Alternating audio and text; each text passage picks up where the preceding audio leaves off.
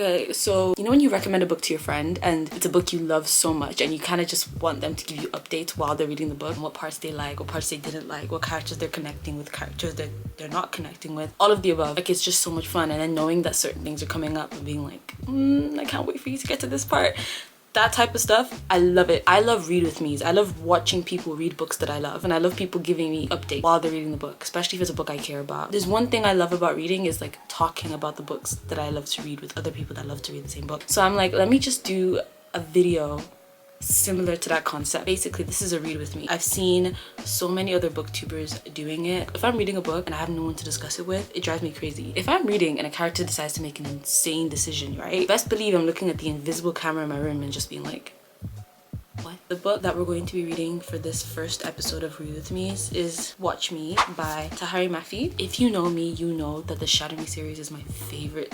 I wouldn't say it's my favorite. Let's dial that back. It's one of my favorite series. It's definitely a series that stuck with me a lot after I finished it. The thing I love the most about it were the characters. If you know, you know. Kenji, Warner, Nazira. When the series ended, I kind of felt empty inside. I feel like that series put me in the biggest slump ever, because when I finished it, I was kind of like, so now what? I ended up reading this like fanfic series on Wattpad.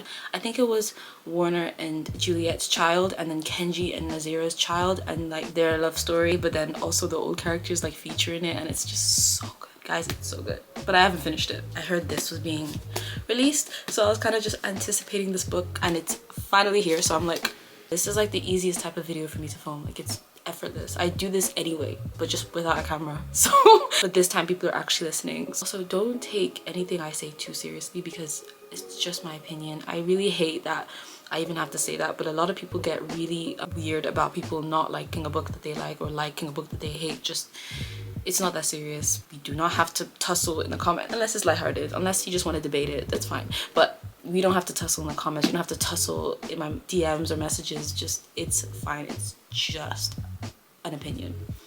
Cover is beautiful. I'll tell you guys a brief overview of what this book is about based off of what I've seen so far. You know how Warner had not a son. Warner had a little brother, and his brother's name is James Anderson Warner, I think. He's also Adam Kent's brother. Oh, I should also say this whole video is going to be full with spoilers, so don't watch it if you haven't read this book. Save it, come back when you've read it, and then you can key with me. Warner has a younger brother. Adam has a younger brother. It's the same boy. I don't know why I said it like that, but yeah, they share a brother, and his name is James, and he was 10 years old in the original series, but in this book he is 20, I think. So he's like grown, which I don't know how I'm gonna feel about that, because in my head he's still 10. So I know that he's grown, and I know that he's gonna have like a love interest, and this is his love story. Dual POV love story with this girl. I think she's an assassin and like tries to kill him at some point, and it's like, oh, is it enemies to lovers? I don't know if it's enemies to lovers, but I've heard it's enemies to lovers. I think they're on opposite sides of the government. I don't but yeah, so it's about him. It's about James and his love story. Guys, you don't understand how obsessed I am with this series. Just stay tuned. What has happened so far is James has gotten kidnapped because he was trying to break into this area that's like super high surveillance. It's very dangerous to go into this area. He breaks into Ark Island because he was like, let me do something crazy so that everybody stops treating me like a 10-year-old. Like, everybody sees that I've grown up. I'm 20 now. In my head, he's still a 10-year-old, even though he's 20 in this book. I'm like, in my head, he's still 10-year-old James that doesn't know shit. He breaks into this island, gets kidnapped. He's in this prison, and he's pacing back and forth. And guys, why is his biggest concern his hunger? Because his sister-in-law is basically the president of the world, Juliet. He's thinking, okay, whoever's arrested me or kidnapped me or whatever, they know who my sister is, so they're not gonna kill me because I'm such a high-profile like person, and they're just gonna torture me, so I can just chill. And he finds some old gummy bears in his pocket that he stole from a 5-year-old. I'm just picturing a 20-year-old boy sitting in the middle of his prison cell eating gummy bears, just thinking, we'll see what happens. Like, and then this girl comes in, and the girl, she's our main character. I think she's an assassin. Like, based off of what I've read so far, it's given that she's somebody who's hired to kill people, so she's hired to kill him. And she comes in. Genuinely, he is so unbothered by her. She walks in to kill him, and he's not taking her seriously at all. She's like, state your name and your da-da-da, and he's just eating his gummy bears, looking at her like, she keeps talking to him, and he's pretending. He's like, in his head, he's like, if I don't respond, maybe she'll go away. Like, because James and Rosabelle, dual POV romance. Her side of the story is very much a case of like she's struggling, her little sister's starving, she's doing everything she can to make money so that herself and her sister don't die, because apparently her dad's a traitor, selling secrets to the government. So I don't know, I think her family's like outcast. I'm sorry, I'm really struggling to like understand what's going on. Juliet and Aaron Warner are in charge and they've changed things, and I can tell that the general public is not happy about it, because even though the reestablishment was like bad, people were used to that. So even though Juliet and Aaron have gotten rid of a dictatorship type of world, some people still like are not happy with it.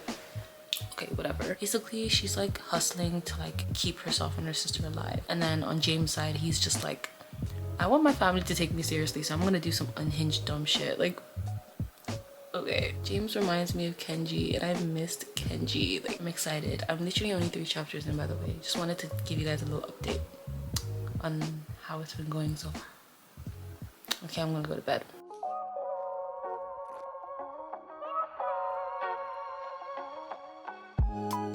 I was just having this discussion with them the other day. Quiet! You yelled at me.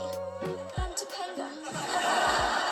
I have not touched the book in 3 days. And I don't want to hear any criticism, any kind of, oh my god, what the hell? What do you mean you haven't read in 3 days? Blah, blah, blah, blah. Are you back in the reading slump? No. The only time I have to read is at night. And for the past 3 days, every time I've entered my bed, I have knocked out instantly. Yes, there was that one time where I scrolled on TikTok all night. But apart from that, every other time that I've hit them sheets, I've been out. So I have not read the book in 3 days. And at 12, I have to go catch a train to Glasgow for a client meeting, and I'm staying there overnight, and then I'm coming back home the afternoon, evening. I'm gonna take my book with me, and then I'm gonna try and read in the hotel, like at night, because I feel like the different setting, maybe I'm more likely to read. I don't know. We'll see. But I'm making the conscious effort to bring the book with me at least. So even if I don't read, at least I tried, you know? Maybe I'll read on the train.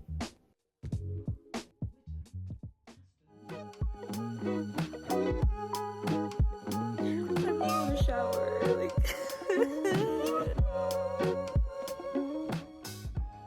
I just wore my bonnet in the shower, so it's wet, but it's better than not putting anything on my head at all. I mean, it all worked out in the end. I'm about to continue this, and then I'm gonna fall asleep. This bed is so comfy, but like, these pillows are way too soft, and then these pillows are way too hard. When I tell you the journey was absolutely horrendous, it was like 4 or 5 hours on the train, which is not the actual problem, because I can do long train journeys, you know, headphones, music, put your headphones in and you daydream. I like to like picture my characters, like my book characters. Like I kind of just envision them as a movie, and I have that going on in my head while I have the book playlist in the background. Should I link the book playlist that I use to daydream with? I'll link it. You know what? I'll link it in the description. This long trip was not like, it wasn't bad.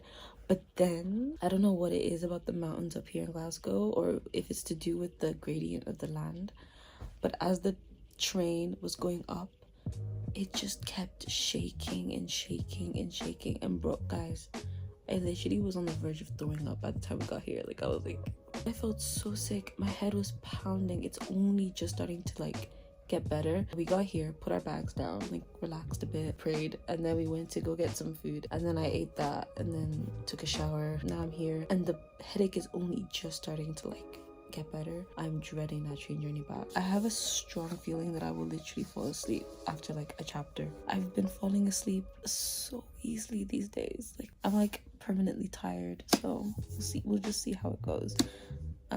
I probably won't have time to update you guys tomorrow because I have work, so I'll probably talk to you guys next time when I get home. I'm so tired. I forgot to mention, when I was on the train, I was on TikTok just literally watching like fan edits of this book. I was looking at fan edits and like people like talking about like James, and everybody's saying the same things that I'm saying, like in terms of him being like still a 10-year-old in our brains. Like he's the new book boyfriend, but it just feels so wrong because in my head he's still 10 years old. Like this is 10-year-old James. Like we saw him as a kid, and then now he's like grown, I guess, and like he's like the new hot book boyfriend. But every time he says something sexual or says anything suggestive and like typically would make you go ooh, in my head, I'm like, James, you're young. James, you're a child. Don't say. You know what I'm looking forward to? Because I've heard it mentioned on TikTok. I'm looking forward to his scenes with Aaron. I miss Aaron and I want to see their dynamics so bad. In the Shatter Me series, I had the hardest time choosing between Kenji and Aaron. Warner and Kenji are so different, but both so perfect as book boyfriends. And I think James is literally like the perfect mix between the two, because he's Aaron's brother and he was raised by Aaron, but then Kenji also like had a part in raising him too, I'm guessing. So oh my god, what if Adam had an impact in him? Adam was the worst book boyfriend and that's his brother as well. So I'm like, how much has Adam impacted this kid? Like, you have to take that into consideration as well. Maybe he's just inherited Adam's like protectiveness, and I can get on board with that. Like, if that's the only thing, then fine. But then if he's inherited like Warner's like you guys remember the scene where he grabbed the machete? Do you guys remember that? I was gagged. Juliet's about to get kidnapped, right? Like, she's in bad like physical health like shape, and she's about to get kidnapped, and Warner's defending her. But Warner's obviously going crazy, because when it comes to protecting Juliet, this man, there's no limits. No limit. He had a machine gun in his hand. He was shooting. He was grrr with the machine gun. As soon as it ran out of bullets, his boy Hader was like, Warner, and then Warner drops the machine gun, and Hader throws a machete towards him, and he catches it by the hilt without looking, and then he's ready to use that on them. And I was like, guys, that scene got me. That scene really got me. So that's what I mean by like Warner being vicious. What if James inherited that alongside Kenji's like playful, cutesy, like humorous personality? Because Kenji is like he's a warrior as well in his own right. He's very talented. He's very hot too, but he's also a cutie patootie. Like, bro, his favorite Disney movie is Tangled. No, I think his favorite movie period is Tangled. Twin. He's so cultured. He's so cultured. He's like the boy best friend, but also like hot as fuck. Our Japanese kid. He's a new book boyfriend, and I'm trying to stop picturing him as a 10-year-old, because like I said, I've known him as a 10-year-old for the whole book series of Shatter Me. Throughout the whole of Shatter Me, he was a 10-year-old, a sassy 10-year-old. Now, he's a hot 21-year-old. And I'm just like,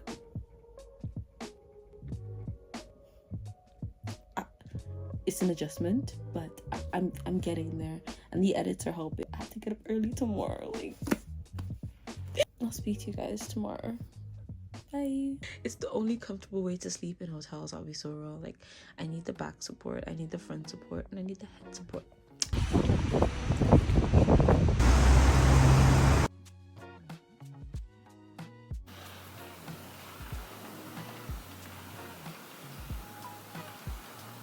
Warner is probably right. That profanity is probably a failure of the mind, that only idiots need to rely on foul language to express themselves properly. Or whatever stupid shit he said to Adam that one time, I can't remember. I remember. Last night I stayed up a little bit too late because I read up until chapter 19. I don't know where we left off last time. From what I can remember, I told you guys that he got kidnapped, then he escaped, and now they're like watching him. Like, the people controlling Ark Island are like watching him through their little cameras and animals and stuff like that. Like, they don't want to kill him, clearly. He's more useful to them alive than he is dead, so they're not killing him just yet. They're just gonna kind of like survey him from a distance as he struggles on this island. And somehow he manages to like hijack a helicopter. Don't ask me for the details on this, I cannot tell you. James is just Kenji's unseriousness and his humor, Warner's ability to like navigate difficult situations. Put it together, you've got James. Even in the most tense scenes, you still get a little bit of that like unserious humor. He sees the girl that, you know, tried to slit his throat, the little assassin serial killer, and he sees her sister getting dragged away to an asylum. Stops the helicopter. He's like, oh, should I stop and help her, or should I just try and get the hell away? And of course, James is like, no, a child is at risk. I'm gonna go help her. Which to me, I was kind of like, you're climbing up the ranks in book boyfriends, honestly. Him and that girl have not clicked romantically just yet, but he's already like giving like protector vibes. He says not towards her sister, because to him it's like a child is different, you know? So I was like, okay, I rate that. So he goes and he helps the girl, flies the helicopter towards their area, whips out a AK-47 and starts shooting up the place. It reminded me of that time when Juliet almost got kidnapped and Warner had a machete and he dropped the machete to pick up an AK-47, and grrr, had to be one of the hottest scenes in literature. So James basically goes to help the girl and her sister. They don't manage to get the sister, obviously, but then the helicopter's failing, and then all these soldiers are firing at him and her, and she's like, let me help you, let me take control of the helicopter and get us to safety. And he's like, I don't trust you. I only came down here to help your little sister because, you know, she's a child. You though, you slit my throat. And you might be hot, but I don't trust you. And she's like, you need me to get off this island, so let me come with you. And it's just that back and forth, and I won't lie to you, I was eating it up. That back and forth, I was eating it up. In her head, she's like, I'm gonna infiltrate his like family base and everything. I know that's what she's thinking. She's still on the bad side. She's definitely not coming in as like an ally. She's definitely got something up her sleeve, but I still want her to come because I still want to see this like develop, you know? So he's like, okay, I'll bring you back. But then what got me was James basically threatening her. He was like, if you try to hurt my family, no mercy.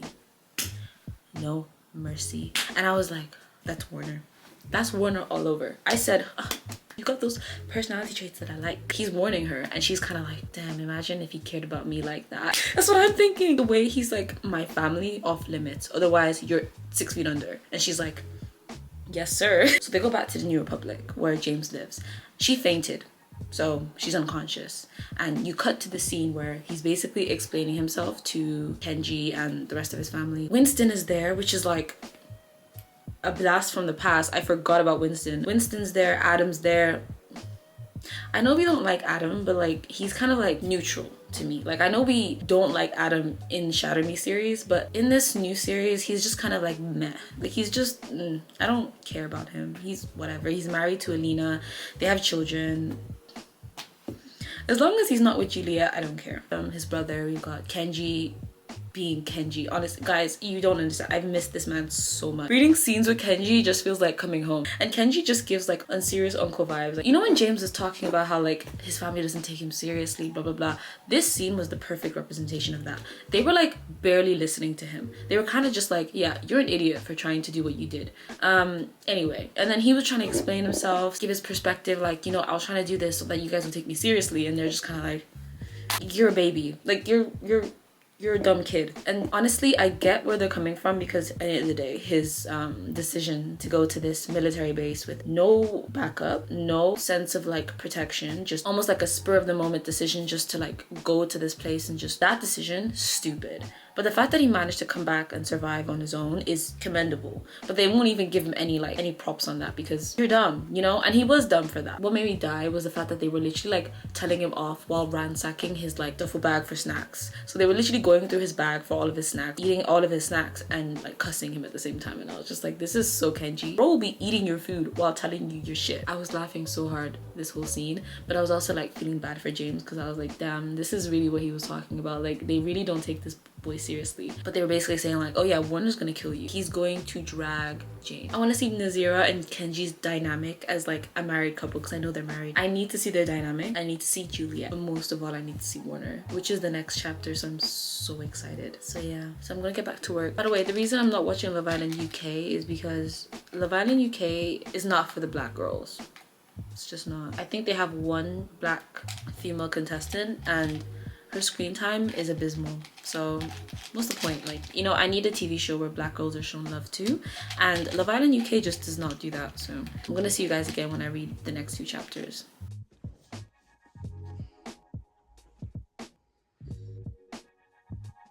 How can a fictional character have this much aura? I know I'm supposed to be reading this and then feedbacking in the morning, you know, like a normal person, but like I literally just turned the page, right, to like read Warner's entrance, you know, to the book for the first time. Guys, how can a fictional character have this much aura? She introduced him in a sentence and I'm already like, Aaron Warner is a living legend. Sometimes I forget how terrifying he can be. His eyes are a surreal pale shade of green, so piercing it's almost impossible to even hold eye contact with him. He scares me, but at the same time I'm like, Aaron turns to look at me with a cool, inscrutable expression, and suddenly he's not my oldest brother, my mentor, my role model, the guy I've been living with for 10 years, sorry. Right now, Warner embodies every inch of his reputation, and I swear my life flashes before my eyes. This man. I have to record my live reaction. This is chapter 19, by the way. That entrance was insane. He walked in and suddenly like the whole energy of the room shifted, and I'm just like, this happened all the time in the older books as well. Like whenever Warner would enter the room or enter the scene, the whole energy just shifts. He has that much aura.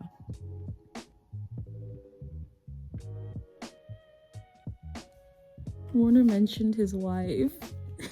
Oh, something as domestic as picking up some jelly beans for Juliet. Warner's so cute. Oh. I'm sorry.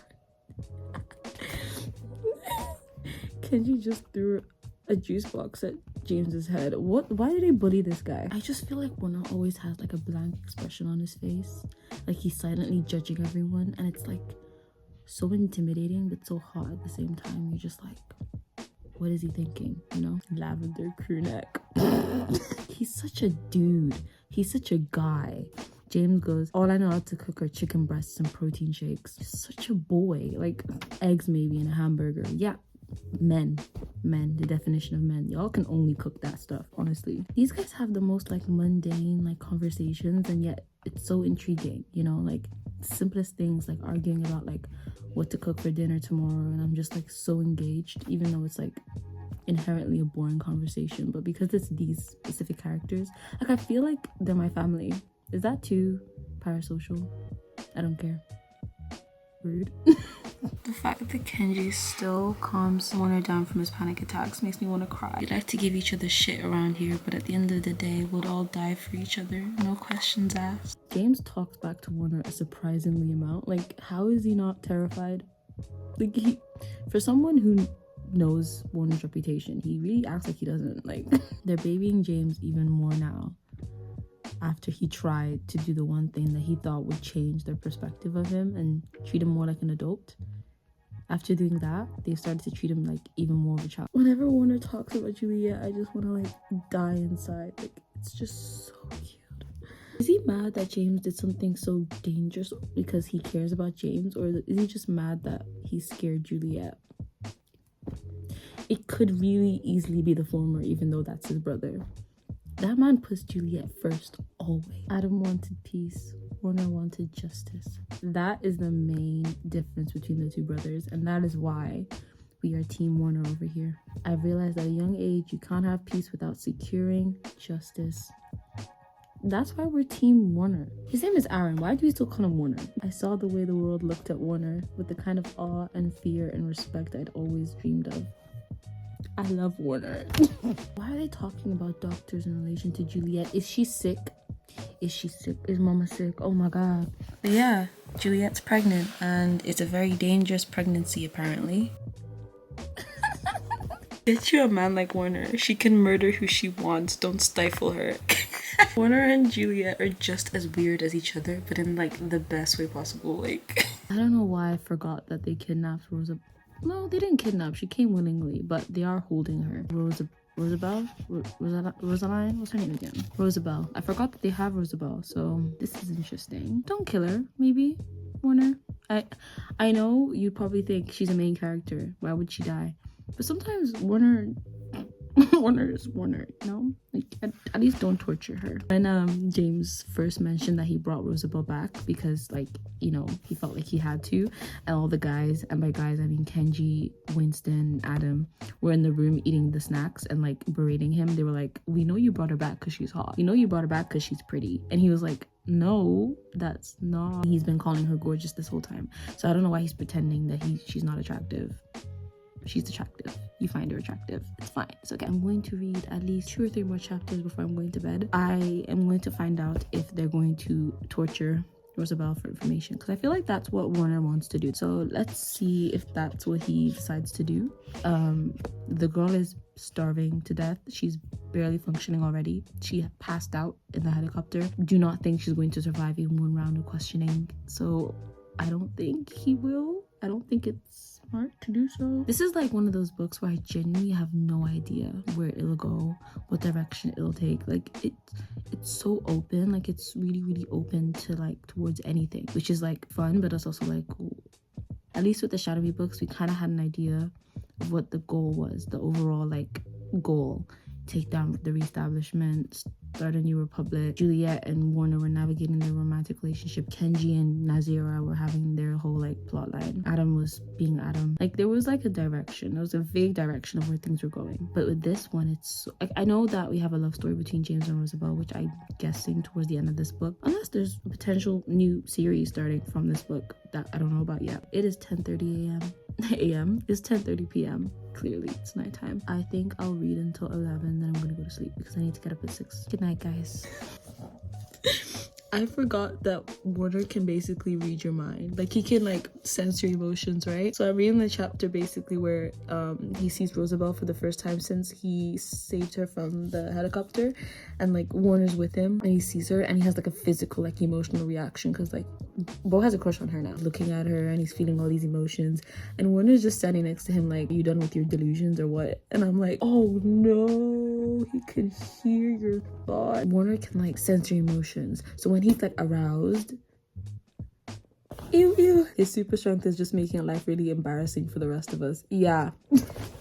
Stop, that's so embarrassing. I feel so bad for James, like with the hate. Ew, he's blushing as well. He's like, screw you, you know? That is so funny, guys. Okay, I'm actually gonna go to sleep now. Okay, let me actually go to sleep now. I don't care, I have more to say. Rosabelle and James were both raised in a particular way, and you know, each side has its own tactics in terms of like how to manipulate the other side, how to protect their own people and their feelings for each other. Like even though it's very early on, but their like initial attractions towards each other are like messing with their like natural ability to suss out danger and navigate this whole situation. Like basically both of them are throwing each other off. Rosabelle's natural ability to deal with the enemy, compartmentalize, not let emotions take over, and you know, get the job done, that is thrown off by her feelings for James, and vice versa. He finds himself thinking things and like letting his delusions run away with him, to the point where even Warner has to like check him and be like, bro, remember where you are, remember who she is, and vice versa. She's the same. Like she has to keep reminding herself the reality that they're on very different sides of this war, or this like hostility between the two nations. Like it's literally Romeo and Juliet. Like it's just so interesting because obviously it's dual POV and their internal dialogues are so similar. If they didn't have feelings for each other, then they would both know how to navigate the situation to the best of their ability, you know, considering the way they've been raised to deal with threats. Their feelings are throwing each other off, and it's so I love it. I love books like this. I love books where they're fighting their feelings, like they're fighting against their own thoughts for someone, and it's like, I know I'm not meant to trust you, but I just feel like naturally relaxed in your presence. I hate it, but like I can't help it. Like I love that kind of angst. I love it. It's like I shouldn't trust you, but I do. I need to go to sleep. I've read 3 extra chapters. Chapter 19, I said, oh, let me read one more chapter and then I'll go to bed. Guys, I've read 3 extra chapters. Let me finish chapter 22. And then I promise I'm going to sleep, because genuinely this is throwing off my routine. Which one of you bitches was going to tell me that Kenji and Nazira are not together in this book? They're not married. What? This is Boy Meets World all over again with Angela and Sean. What do you mean they're not together? What? And I know I said I would go to sleep, but I had to read the next chapter. Just one more. One last chapter. And now I'm pissed off. Now I wish I just went to sleep. Warner and Kenji are bickering, like always, because Kenji wouldn't offer him popcorn and he's eating with his mouth full. So Warner's yelling at him. And I'm giggling, I'm laughing, because it's my favorite bromance. Kenji knowing that Warner loves him and Warner pretending that he doesn't love Kenji. Like, I love it, you know, typically. Warner makes a crack at how Kenji is still single. And I'm like, single? He's not single. He's married. With 3 kids, with Nazira. What is he on about? What is he talking about, guys? No, this is not funny. This is just wrong. Why would she dump him? Winston and I got dumped years ago, and I've been happy being bitter ever since. She's in West Asia. Y'all can do long distance. I'm very bad at reading out loud, guys. Sorry. You know what? Not all of us can have some kind of happily ever after the way you did, okay? The rest of us live in the real world, where the loves of our lives don't quite love us enough, and it has nothing to do with how many times we shower. Or maybe it does. She wasn't really clear on that. Poor Kenji, no. Oh, even Warner feels bad for saying that. He says, I didn't mean it like that. And look, I'm not bitter about it. We had a good run, but we're rebuilding our world. I get it. We all have work to do. She needs to be in West Asia, and long distance is super hard. But she wanted to reconnect to her roots, her culture, her people for an infinite period of time. That's called being dumb. That's called, I'm probably gonna marry some hot Arab dude and lose your number. Anyway, I don't want to talk about it anymore. This is almost as bad as if Warner and Juliet divorced. Kenji keeps saying I don't want to talk about it and then proceeds to add more and more detail to the situation. Like, he's so mean. Oh, so Juliet just gone into labor, and we've just learned that James is given the task of pretending to be Rosabelle's friend. He has to lull her into a false sense of security to get information from her. God, I love this plot, but I hate that revelation. I'm a writer, guys, and I can't speak English. Revelation. I think it's revelation, like something you reveal. I hate that you've revealed that Nazira is not in this book and she's on the other side of the world and her and Kenji are not together. And when I mentioned that fan fiction story I was reading, I know it's just a fan fiction, but like Kenji and Nazira were married with a son and another baby on the way. They were the most funny, unhinged couple ever. She was like the black cat and he was the golden retriever, and their dynamic was so cute. Like, it was very similar to how I imagined it. And I'm just so sad. I'm actually gonna go to bed. I'm serious now. No, for real. Like, I've stopped tabbing my books, by the way. I get more invested when I'm not tabbing, if that makes sense. Some readers get more invested when they do tab, so fair enough. But for me, I'm kind of sucked out of the book when I have to grab my tab and pick the color. So I don't do it anymore, but you know, maybe I'll get back into the habit one day. I have made significant progress with this book, by the way. This is what's left over. Sorry for the low quality, because this is in the middle of the night. It cannot be helped, you know? Good night, guys. Amina this time. So I bet you're probably wondering why I haven't gotten to the end of the book yet. It's purely because I did not expect to yap as much as I did these past few, this whole video. This video was not meant to be this long. It's looking like I'm gonna end up having to do part 2. Putting it all into one video just seems like overwhelming and unnecessary. So I'm going to film that and post that separately. This is basically me wrapping up this video. So if you enjoyed it, don't forget to show me you enjoyed it, like the video, subscribe if you're new, to join my little community. I would really appreciate it. If you're interested in my book, the newsletter link will be in the description. It's basically an email newsletter that lets you be the first to know whenever I have any updates regarding my book. All my social media will be linked as well. Part 2 will be coming sooner than you think. I'm trying to be a little bit more active. It's just hard, you know, because I really care about the quality of what I put out, and it takes me a while to get it to the quality that I'm proud of. So I'm working on it, you know, like I'm new to this. So I feel like with time, I'll be quicker with putting out videos that I'm happy with. Still getting the knack of everything on YouTube. So hopefully I become more consistent as time goes. Thank you so much for watching. Bye guys. Oh, and check out the other videos as well.